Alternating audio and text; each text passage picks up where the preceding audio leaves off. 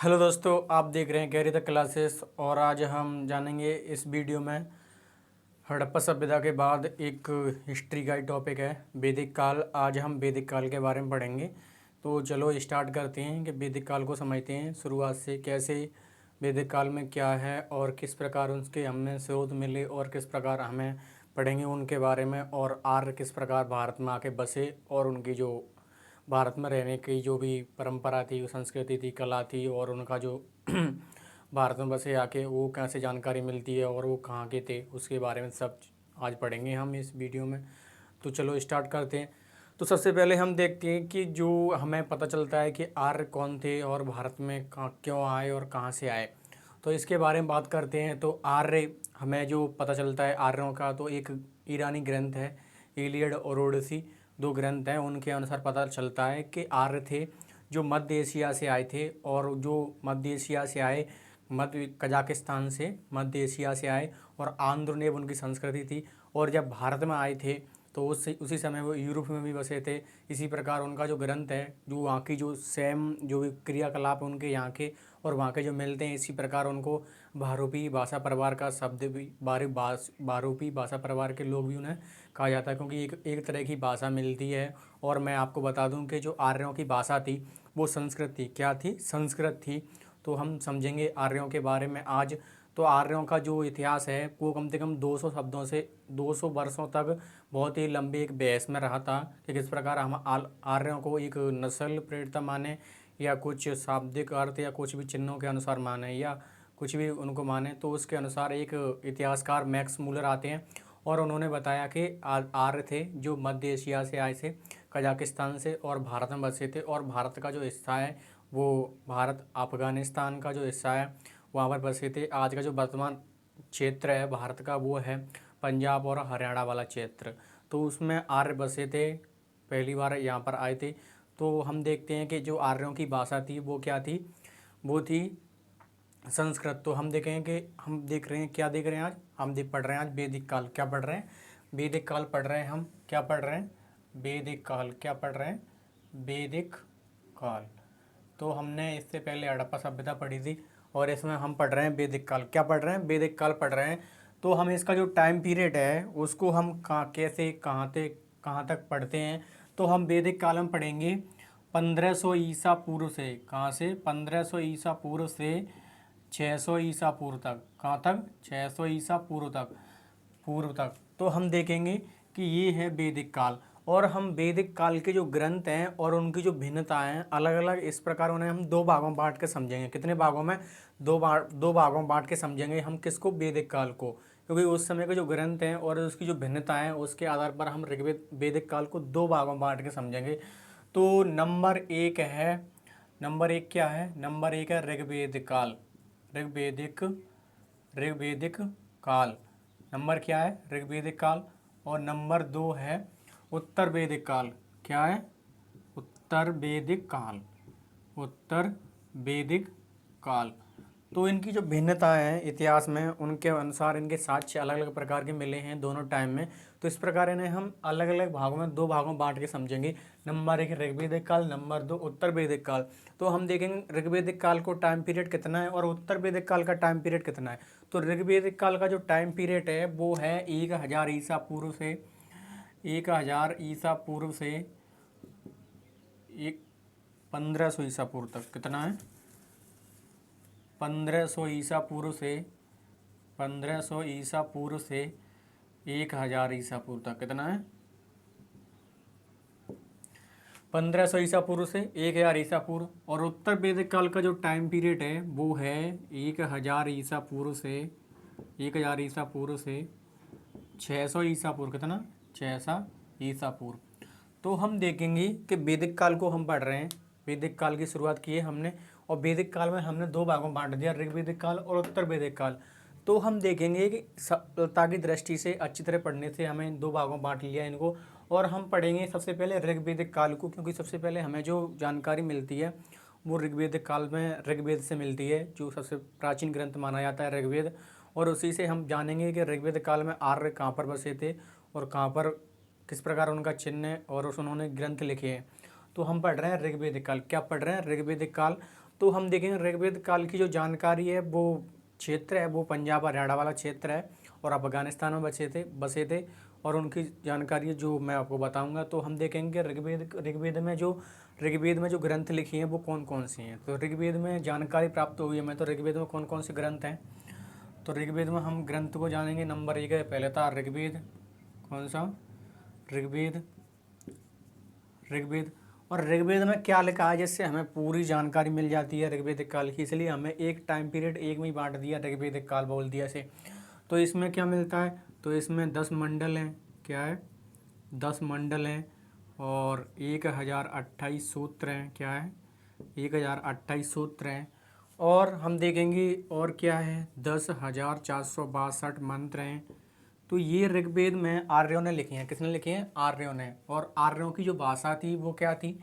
आर्यों की भाषा जो ग्रंथ हैं वो किस में लिखे हैं? वो संस्कृत में लिखे हैं। किस में लिखे हैं?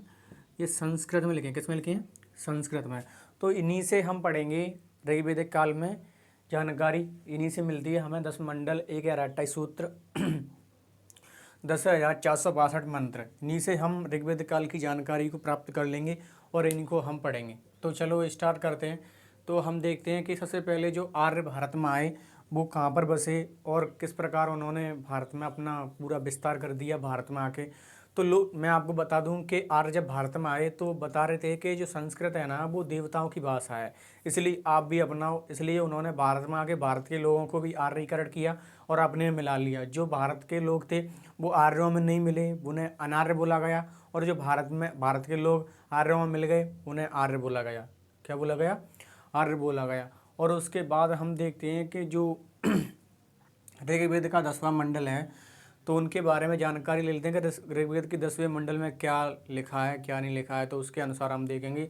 तो ऋग्वेद के 10वें मंडल में, ऋग्वेद के 10 मंडल हैं, उनमें से सिर्फ 7 और 10वां और 9वां मंडल महत्वपूर्ण है। तो इन मंडलों के बारे में हम जानकारी प्राप्त कर लेंगे। किसके बारे में? हम पढ़ रहे हैं ऋग्वेद के मंडल। क्या पढ़ रहे हैं? ऋग्वेद के मंडल। क्या पढ़ रहे हैं? ऋग्वेद के मंडल, 10वें मंडल में। तो नंबर 1 में हम देखेंगे 7वां मंडल है। 7वें मंडल। क्या है? 7वें मंडल।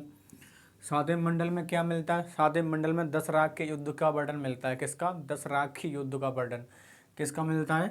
10 राग के युद्ध का वर्णन मिलता है। 10 राग के युद्ध का वर्णन मिलता है। तो ये 10 राग के युद्ध क्या है इसके बारे में आपको बता दूं कि 10 राग के युद्ध ये है, जब भारत में आर्य आए तो ये तो बसे सिंधु नदी के किनारे पर बसे, सिंधु नदी के आसपास के क्षेत्र पर जो आर्य बसे थे। तो वहाँ पर एक भरत नाम का कबीला था।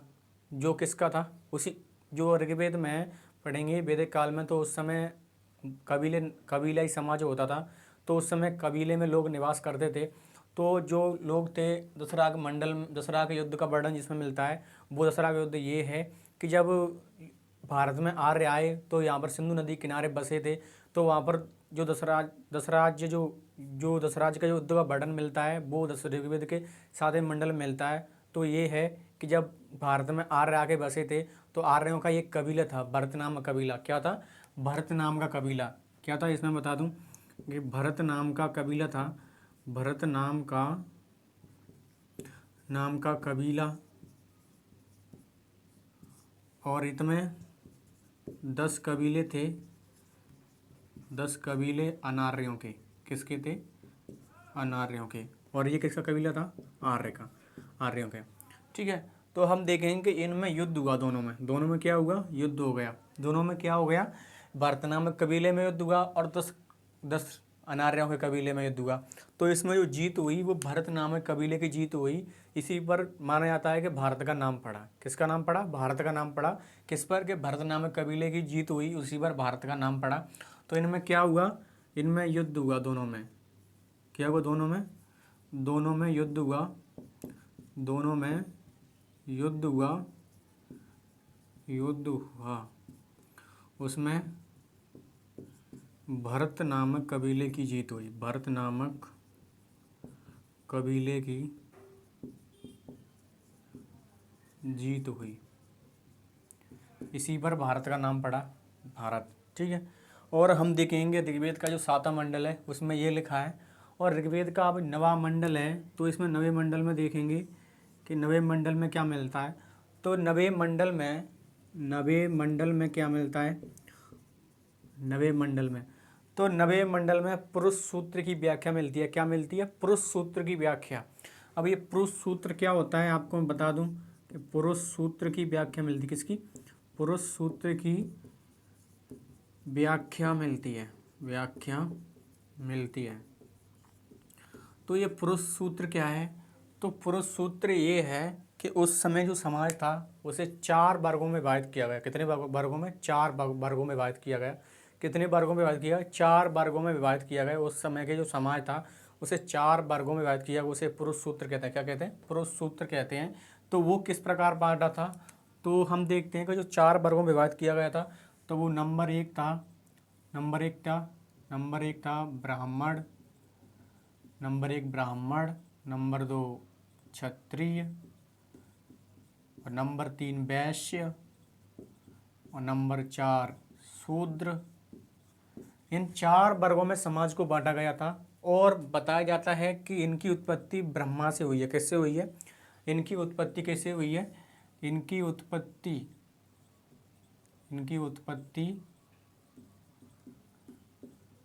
ब्रह्मा से हुई है। कैसे हुई है, ब्रह्मा से हुई है। ये ऋग्वेद काल में बताया जाता है। और हम देखते हैं कि जो ब्राह्मण है ना, ब्राह्मण ब्रह्मा के सिर से, और क्षत्रिय भुजाओं से, और वैश्य जंघाओं से,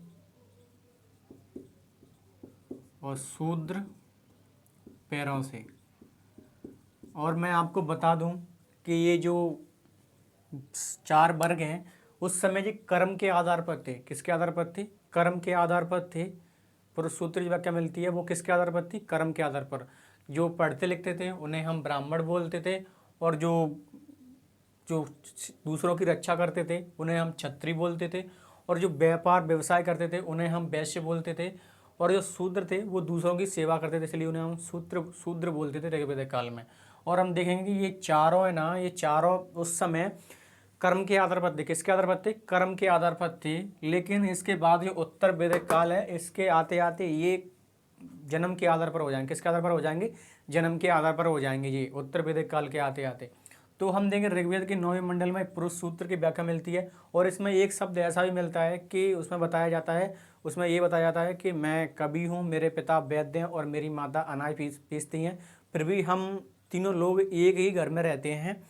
ये उसमें बताया गया है ऋग्वेद के 9वें मंडल में। इससे पता चलता है कि ऋग्वेद में जो 4 वर्ग थे वो कर्म के आधार पर थे। किसके आधार पर थे, कर्म के आधार पर थे। तो ये किस में बताया गया है, ऋग्वेद के 9वें मंडल में बताया गया है। तो आप इनका स्क्रीनशॉट ले लिए, इसके बाद मैं आगे बढ़ता हूँ।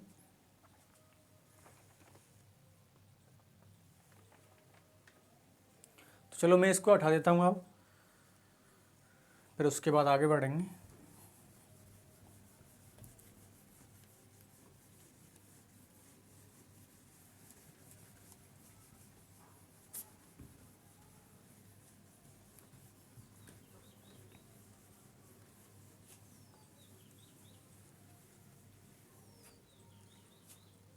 अब हम देखते हैं कि ऋग्वेद का जो 9वां मंडल हमने देख लिया। ऋग्वेद का अब 10वें मंडल में क्या लिखा है, ऋग्वेद के 10वें मंडल में, ऋग्वेद के 10वें मंडल में क्या लिखा है।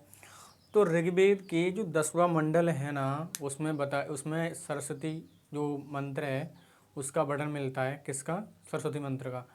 तो हम देखते हैं कि जो उसके बाद हम ऋग्वेद के 10वें मंडल में हम जानेंगे कि ऋग्वेद के 10वें मंडल में क्या बताया गया है। तो ऋग्वेद का नंबर 1 पॉइंट है, इसमें बताया गया है कि सत्येकम, एकम सत्य विप्र बहुधा बहुधा बहुधा वदंती। तो इसका मतलब क्या होता है, सत्य एकम, एकम सत्य विप्रा वदंती। तो इस वाक्य का जो ऋग्वेद का जो फर्स्ट पॉइंट है वो इसमें बताया गया है कि सत्य एक है और विद्वान इसे अलग अलग बताते हैं। इसमें क्या बताया गया है कि सत्य एक है और इसमें विद्वान इसे अलग अलग बताते हैं। तो ये ऋग्वेद का पहला पॉइंट है।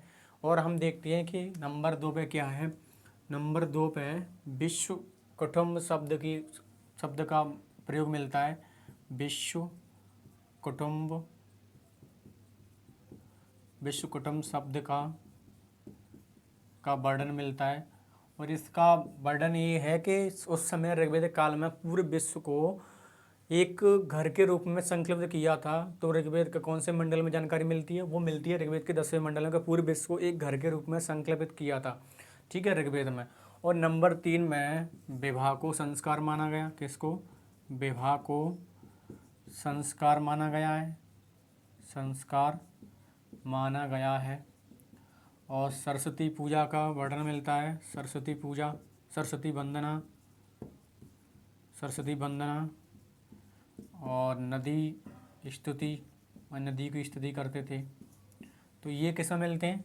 ये ऋग्वेद के 10वें मंडल में जानकारी मिलती है इसकी। तो हम देखेंगे कि ऋग्वेद का 7वां मंडल और 9वां और 10वां मंडल बहुत ही महत्वपूर्ण है। इससे ये जानकारी मिलती है हमें ऋग्वेद के 10वें मंडल से।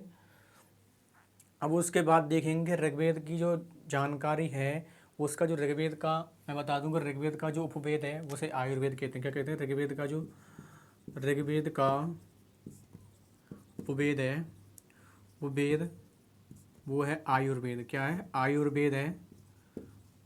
क्या है? आयुर्वेद। तो हम देखते हैं कि ऋग्वेद का जो उपवेद है वो आयुर्वेद है।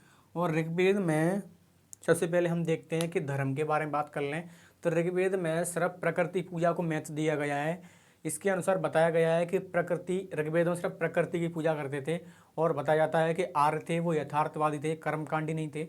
यथार्थवादी वो लोग होते हैं जो प्रकृति को पूजते हैं और प्रमाण के साथ, और न ही अंधविश्वास में होते हैं वो लोग, तो उसे हम यथार्थवादी बोलते हैं। और बताया जाता है कि यार आर्य थे वो यथार्थवादी थे, वो प्रकृति पूजा करते थे। क्या करते थे?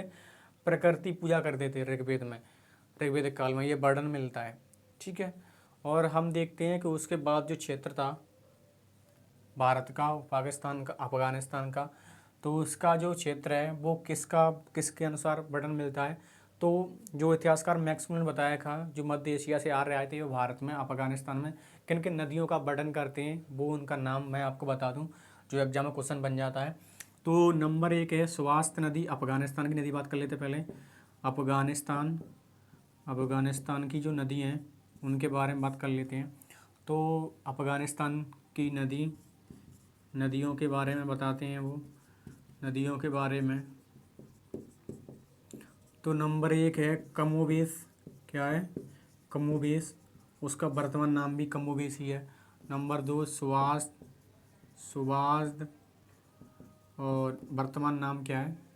वर्तमान नाम उस नदी का वर्तमान नाम है सुवास्त। क्या है? सुवास्त। तो नंबर 3 है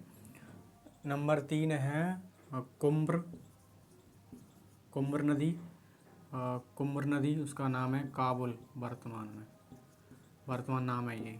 क्या नाम है? वर्तमान नाम। इसके बाद हम अगली वीडियो में आगे बढ़ेंगे। आज के लिए इतना ही है, ठीक है। देखते रहिए कैरियर क्लासेस।